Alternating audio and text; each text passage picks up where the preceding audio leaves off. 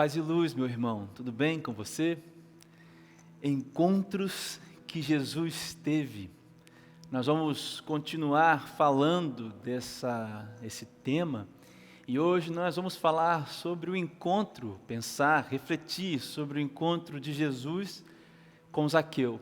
Mas antes da gente entrar nessa reflexão, eu gostaria de convidar você a fazer uma oração comigo. Vamos orar? Senhor Deus, nós te entregamos nas tuas mãos nossos pensamentos, nossos corações. Espírito Santo, você é bem-vindo nesse lugar para operar em nós, nessa noite, ou manhã ou tarde, seja quando e onde os meus irmãos estiverem ouvindo esta mensagem. Perdoa os nossos pecados, tenha misericórdia de nós, fala conosco e através de nós. Essa é a nossa oração, no teu santo nome, Jesus. Amém. Talvez esse tenha sido o encontro mais emblemático para Jesus, porque ele aconteceu no meio das pessoas, com alguém que tinha uma posição muito forte para o povo, no sentido negativo. Nós estamos falando do encontro de Jesus com Zaqueu. Eu vou dar um resumo desse encontro, e aí durante a reflexão nós vamos lendo os textos bíblicos. E esse encontro está relatado lá em Lucas, o Evangelho segundo Lucas, no capítulo 19, dos versículos 1 ao versículo 10. E aí esse encontro é mais ou menos assim. Existia um homem, o Zaqueu, que era um homem de baixa estatura, e um homem que era cobrador de impostos, um publicano. E aí Jesus estava passando pela cidade, por aquela cidade, uma multidão seguia Jesus. Então esse homem, esse Zaqueu, esse cobrador de impostos, esse publicano, esse chefe dos publicanos, ele queria ver Jesus. Alguma coisa o movia a ver Jesus. Então ele sobe numa árvore que tinha galhos muito extensos e uma raiz bem forte. Então quando Jesus passou ali naquele caminho de Jericó, então ele olha para Zaqueu em cima da árvore, Jesus olha e diz: desce daí, hoje eu quero ir na sua casa, nós vamos jantar na sua casa. Essa é a ideia do que aconteceu depois. Então Jesus vai lá, contrariando uma ideia generalizada entre o povo de que o rei dos judeus, o salvador dos judeus, jamais entraria na casa de um pecador como Zaqueu, aquele que cobrava impostos. Então Jesus passa um tempo ali com aquele homem, e ao final daquele tempo em que Jesus passa com aquele homem então decide no seu coração em adotar uma postura de vida completamente diferente. Ele restitui as pessoas que ele roubou, ele dá metade dos seus bens para os pobres. Então Jesus diz: olha, realmente houve salvação nessa casa aqui. Esse homem também é filho de Abraão, porque o Filho do homem, Jesus, falando de si mesmo, veio para buscar o que havia se perdido. Esse é o resumo da história. Você deve conhecer, você já deve ter ouvido. Lucas capítulo 19, dos versículos 1 ao versículo 10. Mas vamos pensar um pouquinho em quem era Zaqueu. A Bíblia diz que Zaqueu era o chefe dos publicanos, não apenas um publicano, mas o chefe dos publicanos. Você sabe, os publicanos eram judeus que trabalhavam em prol do Império Romano, cobrando impostos dos próprios judeus. Naquela época, o Império Romano dominava aquela região. E o Império Romano contratava pessoas, judeus mesmo, para serem cobradores de impostos. E alguns desses era como se fosse uma espécie de delegado dos cobradores. É como se fosse o chefe dos cobradores. Zaqueu era esse cara que era o líder daqueles judeus que cobravam impostos do seu próprio povo. Esse homem era odiado pela sociedade, não só mal visto, mas ele era odiado pela sociedade. E aí você pode pensar então nas quantidades de ligações políticas que Zaqueu tinha para se tornar o chefe dos publicanos? Certamente, muito certamente, Zaqueu também era uma espécie de agente político corrupto. Certamente a extorsão fazia parte dos procedimentos de Zaqueu nas cobranças dos impostos. Esse era o Zaqueu. E o versículo 3 diz que ele queria ver quem Jesus era. Versículo 3 do capítulo 19 de Lucas diz que Zaqueu queria ver quem Jesus era. E esse versículo 3 nos dá mais algumas finais características de Zaqueu. O Zaqueu, ele conhecia, sabia, ouvia falar de um homem que causava por onde passava. Operava milagres, as pessoas eram transformadas. Então Zaqueu, ele vai atrás, quando ele ouve que esse homem vai passar, ele quer ver esse homem. Mas o que movia Zaqueu a ver esse homem, a ver Jesus, era o fato dele ser uma pessoa sozinha.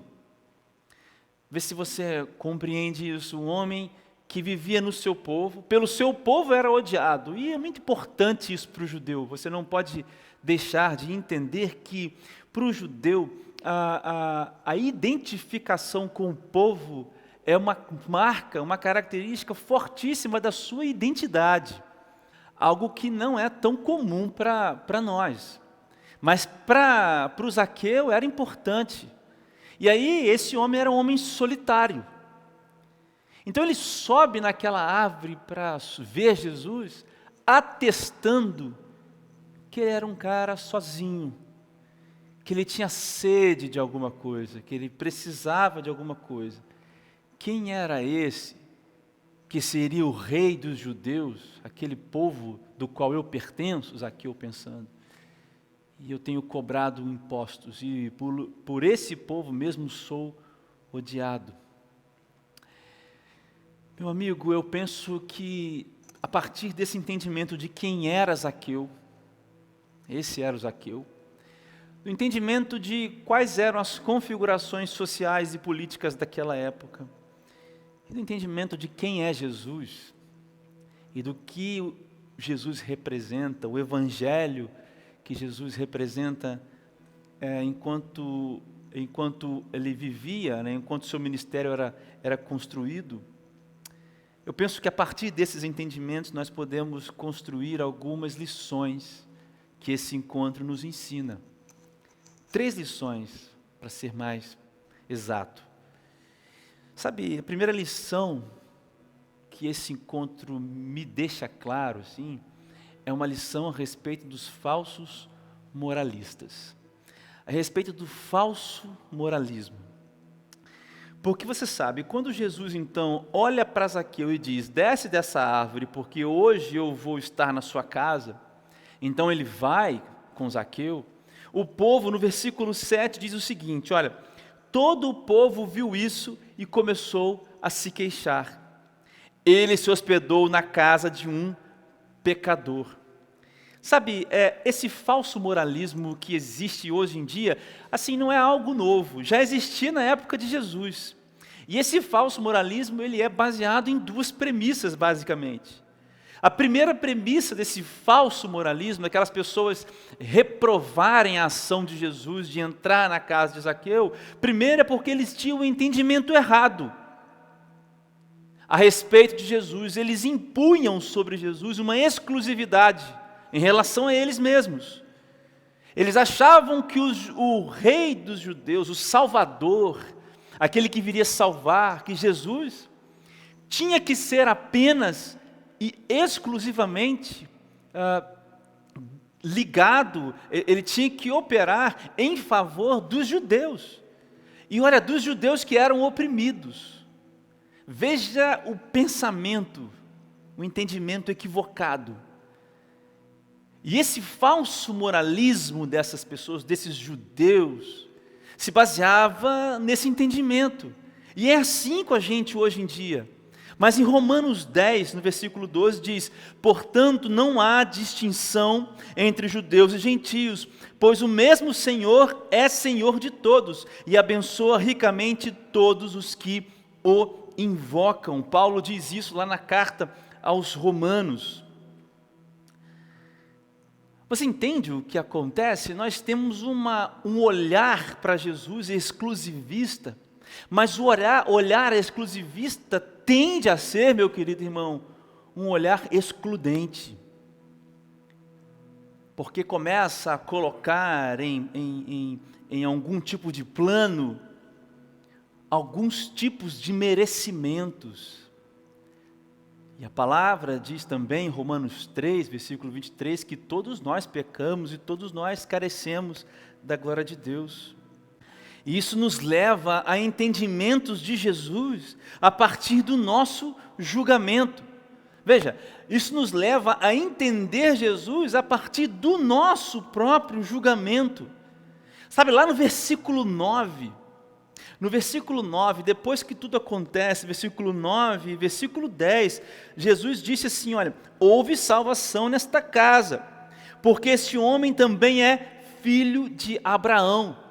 Quando Jesus diz isso, ele está dizendo, olha, vocês pensavam que esse homem, que esse cara, o Zaqueu, esse aqui que vocês estão chamando de pecador, ele também não era filho de Abraão? Porque essa era uma prerrogativa dos judeus. Jesus está dizendo, olha, ele também é filho de Abraão. Quem são vocês para dizer quais serão aqueles que eu salvarei? E eu estendo essa pergunta para mim e para você. Esse encontro de Jesus nos ensina isso. Quem somos nós para julgar quem merece ou quem não merece um encontro com Jesus? Talvez nós tenhamos na conta dos não merecedores os políticos corruptos, assim como esse homem aqui. Talvez nós tenhamos na conta dos não merecedores aqueles que nos fazem mal, como esse homem fazia. Mas aqueles que não são merecedores, estão nas nossas contas dos não merecedores, saibam que eles estão subindo em árvores para ver Jesus passar.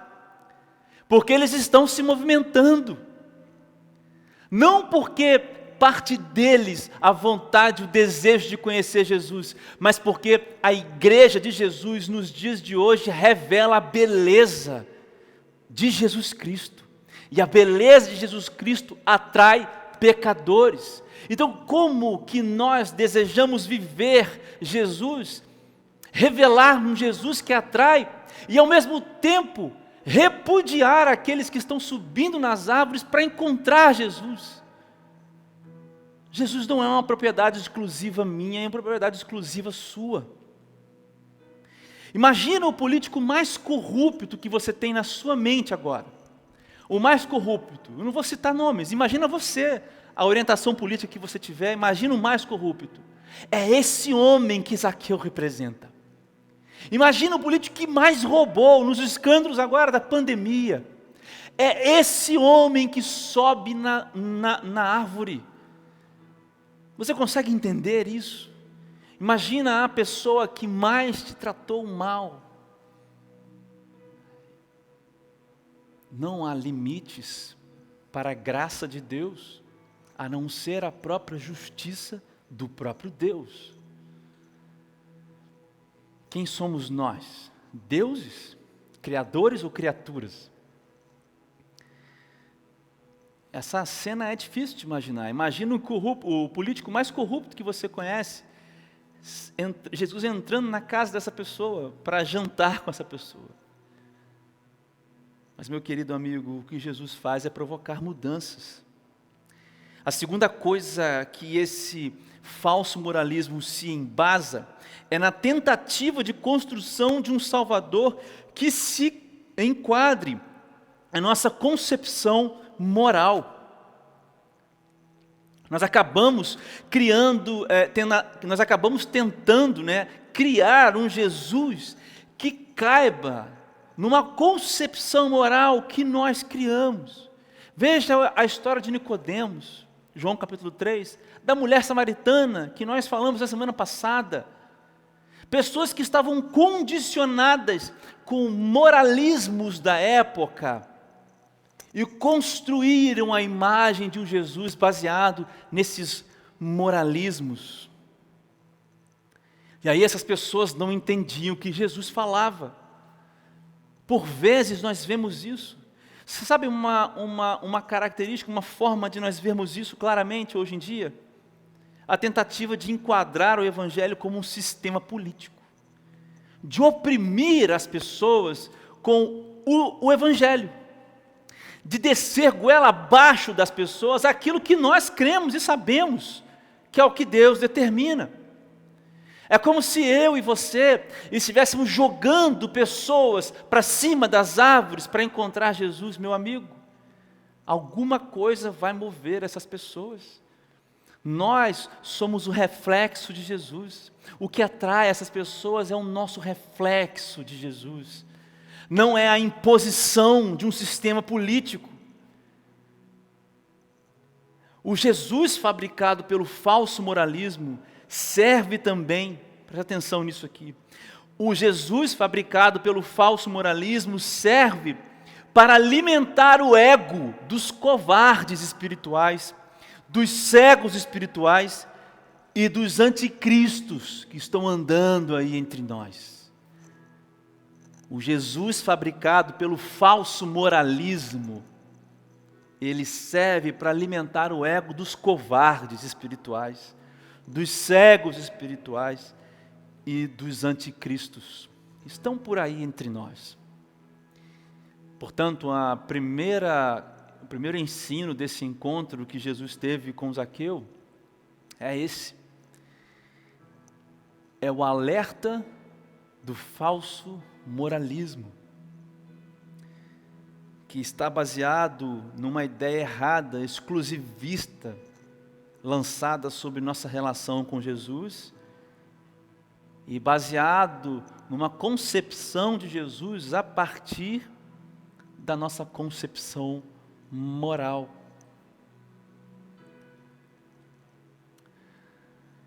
Segunda lição que esse texto nos deixa vai um pouco na contramão, ou serve de contrapeso com a primeira lição.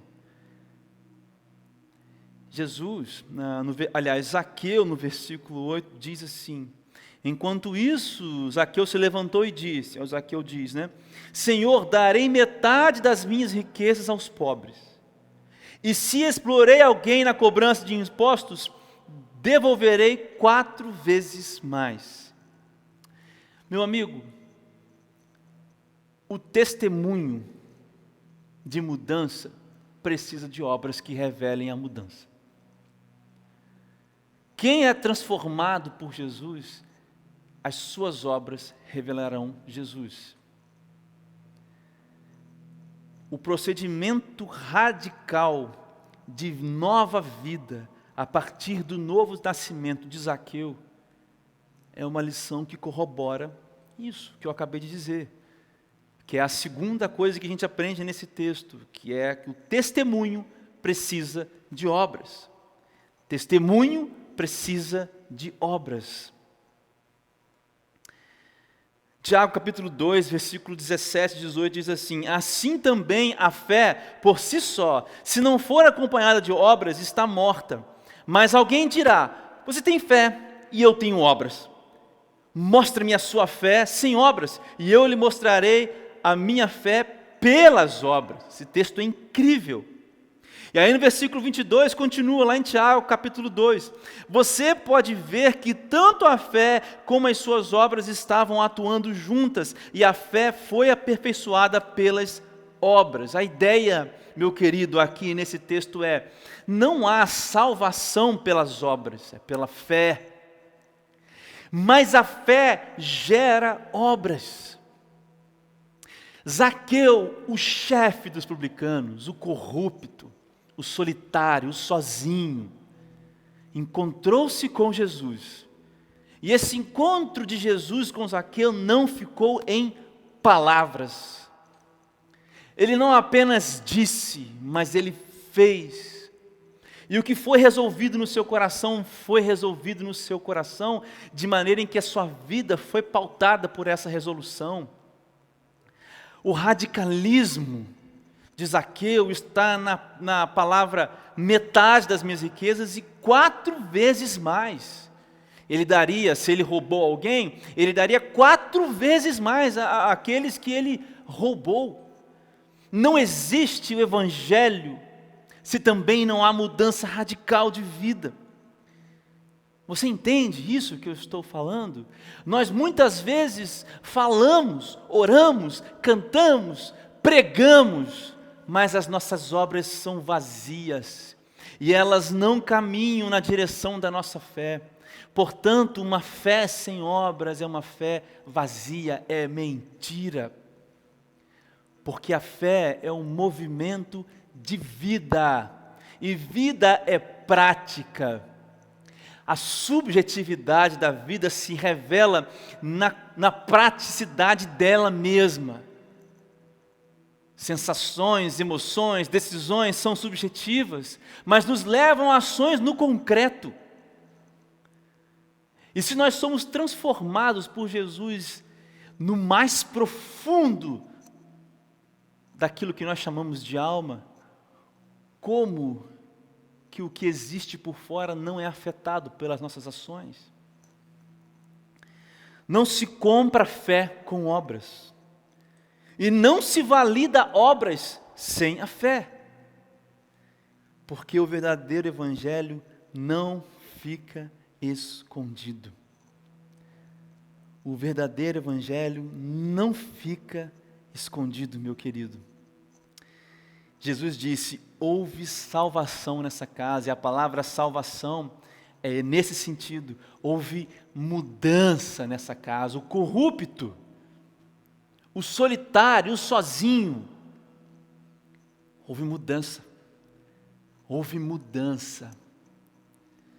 Se não existem apontamentos práticos na sua vida, direcionando você para mudanças reais, concretas, você precisa repensar o seu relacionamento com Cristo.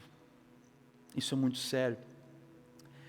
E esse testemunho de obras, esse testemunho, ele precisa, esse testemunho que é verificado com as obras, ele tem uma direção também. Perceba que Zaqueu fala: eu vou dar, olha, eu vou dar metade das minhas riquezas aos pobres. E se eu explorei alguém na cobrança de impostos, devolverei 4 vezes mais. O povo estava sofrendo. Os pobres estavam sofrendo. Por isso que essa mudança aponta para o bem do próximo. Não são mudanças, meu querido, não são mudanças que apontam para o seu ego, que apontam para o seu bem-estar em primeiro lugar.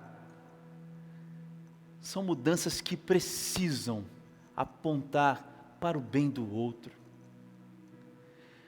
Precisam, de alguma forma, tocar o outro.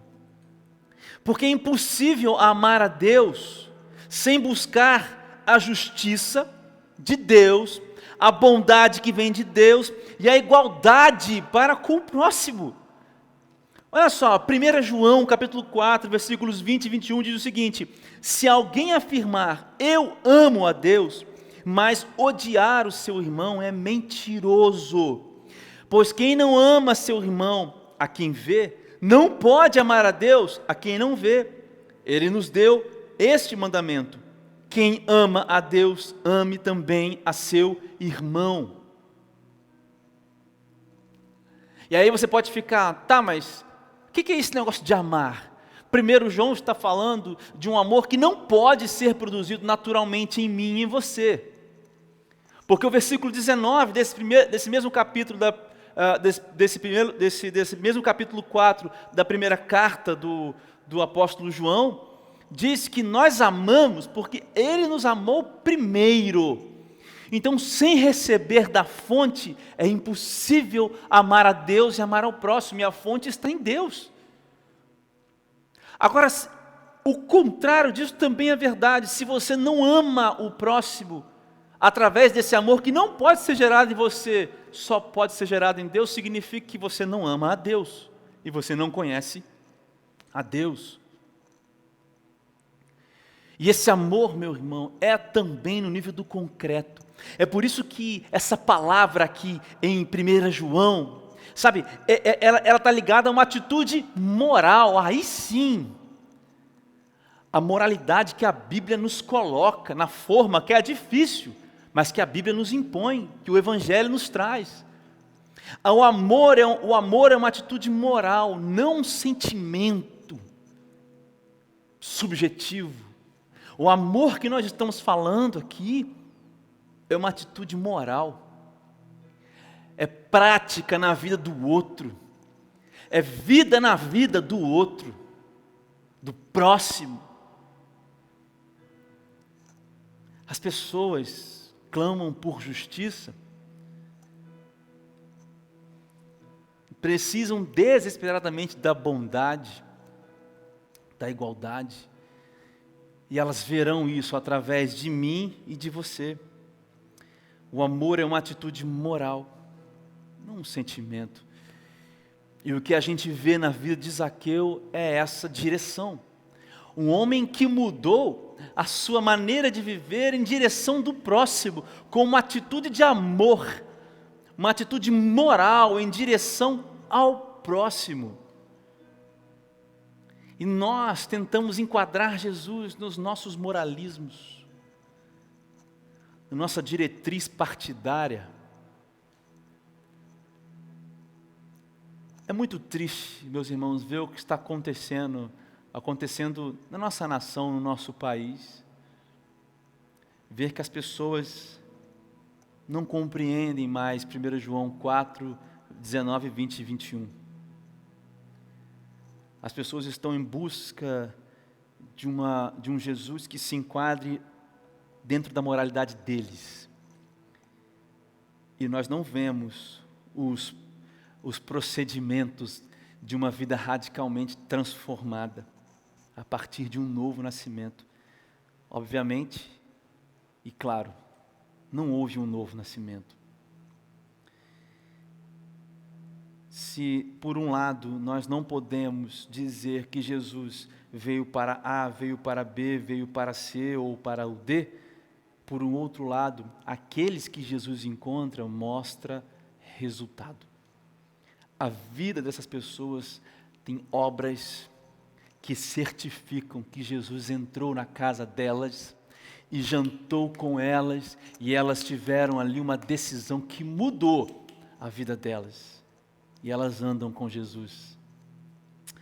E o último ensinamento, e terceiro, é o propósito dos encontros de Jesus, porque ele revela isso nesse encontro com o Zaqueu. Versículo 9 e 10, mais uma vez, Jesus disse: hoje houve salvação nesta casa, porque esse homem também é filho de Abraão. Agora olha o que Jesus diz: pois o Filho do Homem veio buscar e salvar o que estava perdido. Eu sublinhei essas duas palavras. O Filho do Homem veio buscar e salvar o que estava perdido. E perdido no contexto do Novo Testamento significa alguém que estava no lugar errado. Na verdade, a gente pode entender um filho que estava no lugar errado. Nós podemos entender como se fosse um filho de Abraão que ainda não vive como um filho de Abraão, no contexto lá de Jesus. E entendendo para nós hoje, um filho de Deus que não vive como um filho de Deus. A palavra de Deus diz que, em João, no capítulo 10, Jesus disse: aqueles que o Pai me dá, de maneira nenhuma os lançarei fora. Esses perdidos são aqueles que o Pai deu a Jesus, mas que vão encontrar Jesus ainda. E Zaqueu era um desses destinados a ser filho de Deus, só que estava no lugar errado. E o propósito do encontro de Jesus com as pessoas, em primeiro lugar, é trazer para o lugar certo aqueles que estão em lugares errados. Não importa quem seja, não importa a opinião que a sociedade tenha, justamente, injustamente, Jesus tira as pessoas dos lugares errados e coloca no lugar certo. E a posição e o lugar de filho de Deus não tem a ver com a quantidade de dinheiro que você tem no bolso. Não tem a ver com a quantidade de carros que você tem. Mas tem a ver com um coração livre para amar o Pai de volta, para amar o próximo e para dizer que você é estrangeiro aqui. E que enquanto você está aqui, você confia nele. Que Ele dará tudo aquilo que você precisa, mas o seu objetivo e o final da corrida é quando nós saímos daqui e encontrarmos com Jesus e com o nosso Pai. É para isso que Jesus veio, é para isso que Jesus encontra as pessoas, para tirar os filhos de Deus, que Deus deu a Jesus dos lugares errados. E essas pessoas poderem ser chamadas agora por causa do primogênito Jesus Cristo, filhos de Deus. Mas sobre os propósitos dos encontros de Jesus, nós podemos ver também que ainda quem dá o primeiro passo, ainda é Jesus.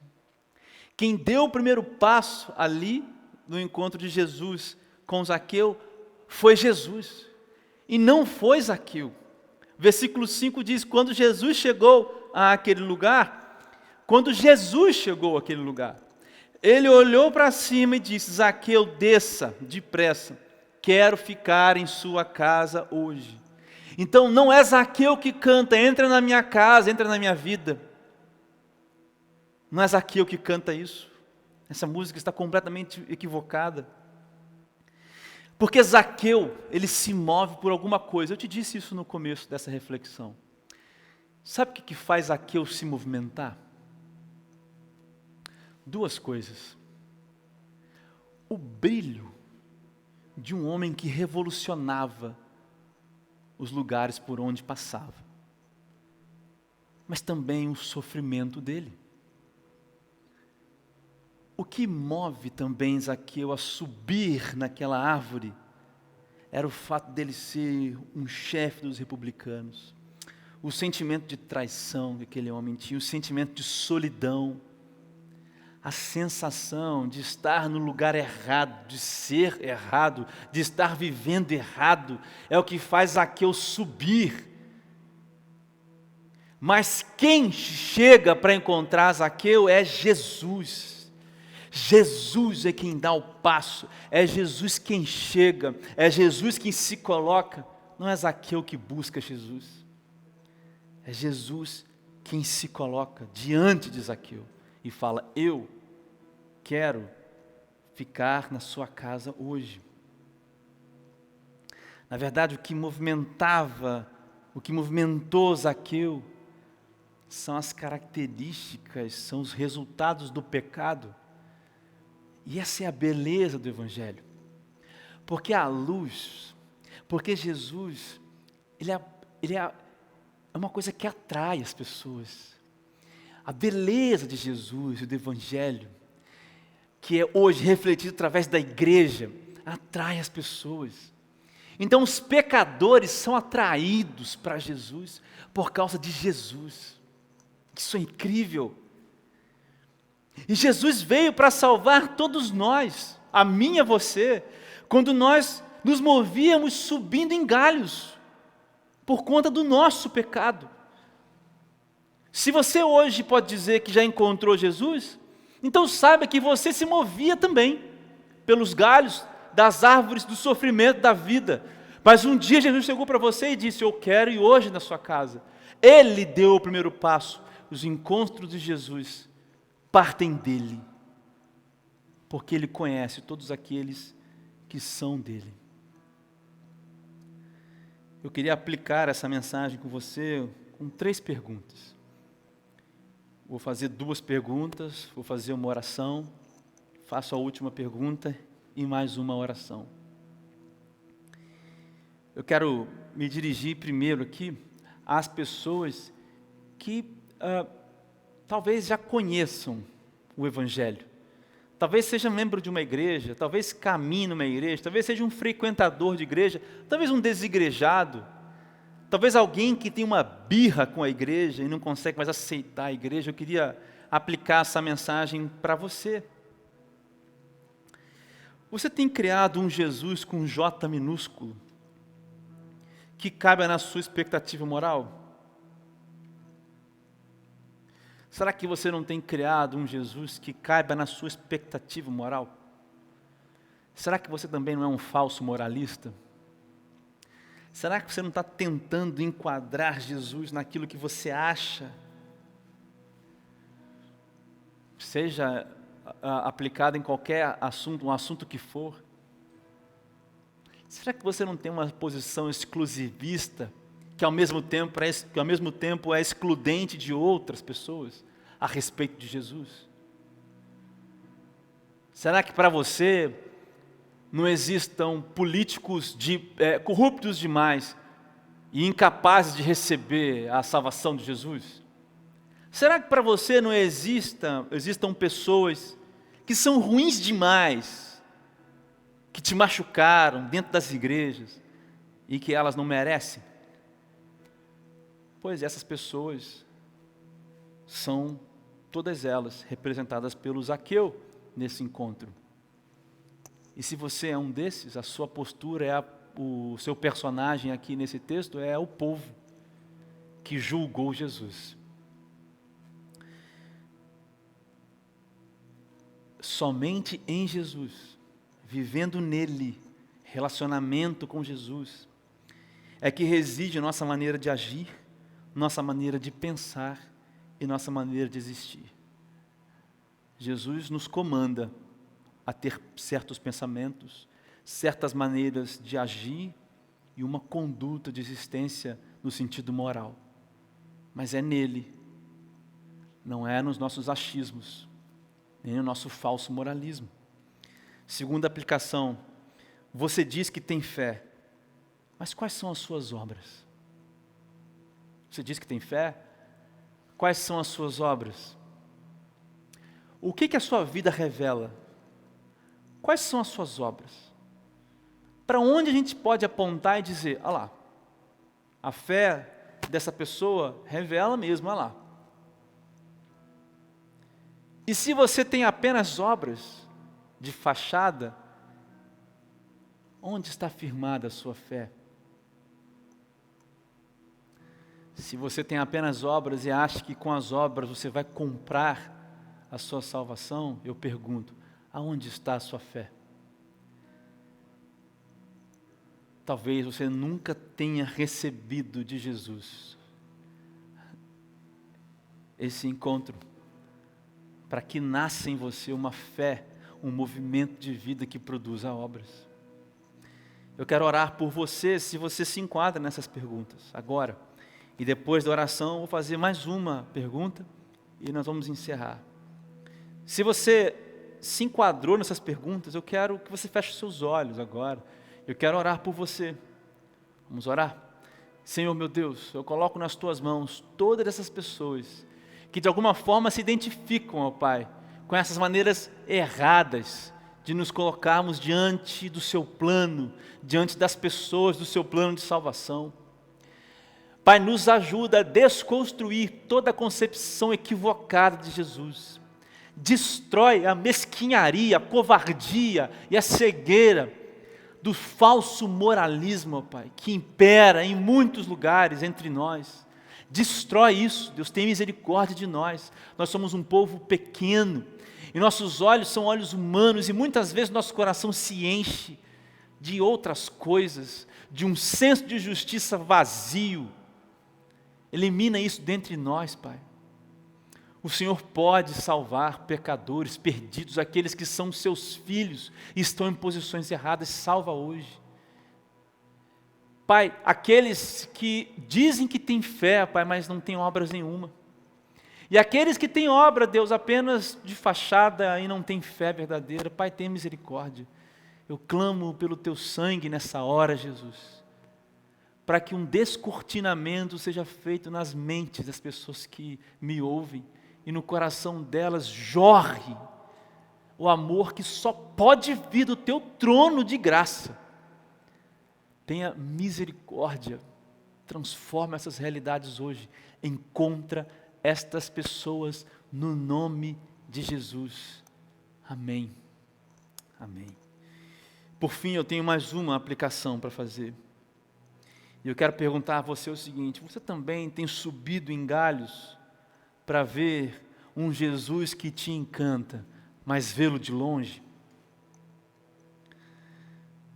E se eu dissesse para você que hoje Jesus diz para você assim: olha, eu quero me sentar com você, jantar com você e conversar com você e mudar a sua vida para sempre. Veja, as pessoas estão subindo em galhos, no meio da multidão. Passa Jesus, e a luz de Jesus é tão bonita, ela nos atrai. E as pessoas estão lá nos galhos sofrendo com as suas maneiras de viver. E Jesus diz: hoje eu quero entrar na sua casa. Você é um desses? Porque se você é um desses, talvez você esteja vivendo como um filho de Deus fora do lugar. E hoje Ele te chama a viver no lugar certo. Esse é o perdido que será salvo. Não tem problema nenhum você dizer: eu sou perdido. Porque o primeiro passo é esse, é reconhecer. E a partir do contato, do relacionamento com Jesus, eu garanto, a sua vida nunca mais será a mesma. Eu quero orar por você. E eu quero que você repita comigo essa oração. Feche os seus olhos e abaixe sua cabeça. Senhor, nessa noite, nesse dia, nessa tarde, nessa manhã, eu compreendi que tenho me movimentado porque estou no lugar errado e só posso ter o lugar certo em Jesus. Hoje eu ouvi Jesus dizer que vai estar comigo. Então, Jesus, eu entrego a minha vida nas Tuas mãos. Caminha comigo.